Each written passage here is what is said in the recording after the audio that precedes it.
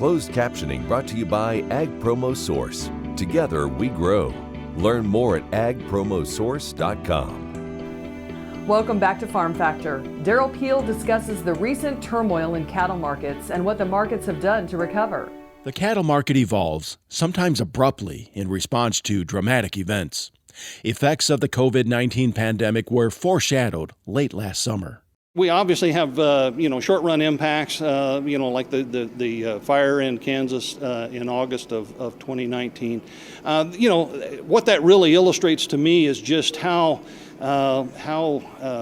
vulnerable in some sense that we are in this industry to that supply chain that's out there. It's a perishable product. We're moving, if you take an average of annual production, over 500 million pounds of product a week through this industry. And any sort of significant and unexpected disruption like that causes major market reaction. Based on a single location then, and greatly magnified this spring, system-wide, chaos entered the cattle markets.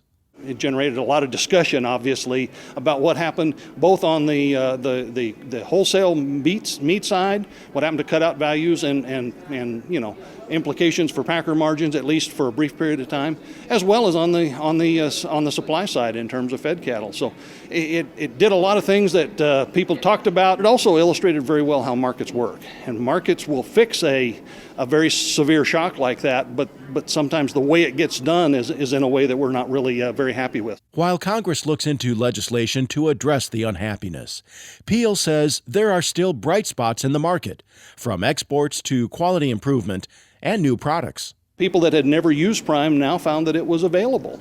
And so you saw some changes there. The choice Prime spread got narrow for a while when there was a lot of supply of Prime, but then again, other people sort of jump on it and some new markets develop that really didn't exist traditionally.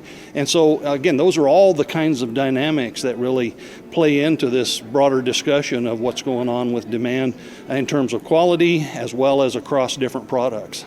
Peel also says Prime and Choice, as a percentage of production, has averaged more than 85% since late last year and will likely remain record high while the industry works through the supply situation. Recent homebound consumer buying patterns might accelerate development of convenience products. Home meal kits, the Grubhub, DoorDash, kind of concept imply a lot of additional fabrication. Let's say a particular steak product that they use in-house, but they found that when they do home delivery, you've got a time lag. So in some cases, they've actually had to switch to a different cut of meat that had a slightly different moisture content. There's a lot of dynamics. There's a lot of interest in trying it.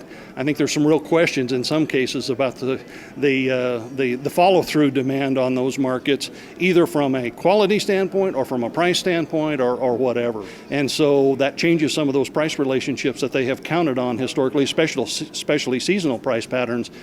You get more blurring between the food service and retail lines now.